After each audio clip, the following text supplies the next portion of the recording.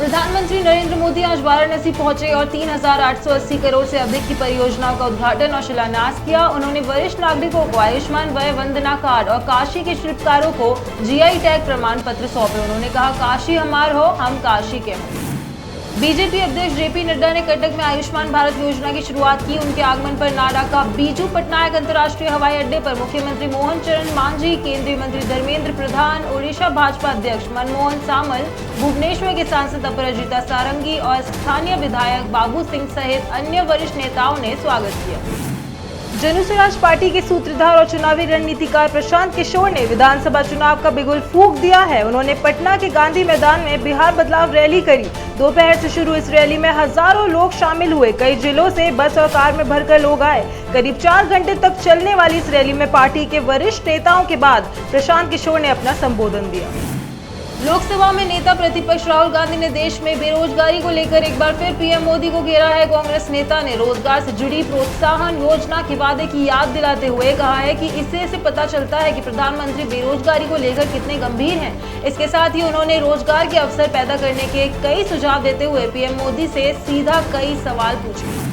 केंद्रीय गृह मंत्री अमित शाह ने चेन्नई दौरे पर एआईएडीएमके नेता पलानीस्वामी के साथ गठबंधन की घोषणा की। दोनों दल आगामी तमिलनाडु विधानसभा चुनाव एनडीए के तहत मिलकर अगले साल राज्य का विधानसभा चुनाव लड़ेंगे। तमिलनाडु की मुख्य विपक्षी पार्टी और केंद्र की सत्ताधारी भारतीय जनता पार्टी के बीच गठबंधन हो गया है। आंध्र प्रदेश विधानसभा के उपाध्यक्ष रघु रामकृष्ण राजू ने हाल ही में चित्तूर जिले के प्रसिद्ध तिरुमला मंदिर में दर्शन किया और भगवान वेंकटेश्वर से आशीर्वाद लिया। यह मंदिर तिरुमला पहाड़ियों पर स्थित है और देश विदेश से आने वाले श्रद्धालुओं के लिए आस्था का प्रमुख केंद्र है।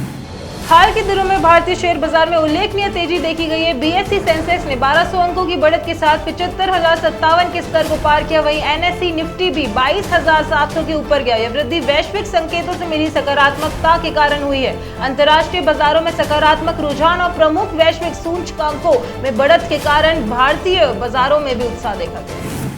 वैश्विक अनिश्चितताओं के बीच सोने की कीमतों में उल्लेखनीय वृद्धि देखी गई है। हाल ही में सोने की कीमत $3,177.5 प्रति औंस तक पहुंच गई, जो अप्रैल 2020 के बाद का सबसे उच्चतम स्तर है। यह वृद्धि निवेशकों द्वारा सुरक्षित निवेश विकल्पों की ओर बढ़ते रुझान को दर्शाती है।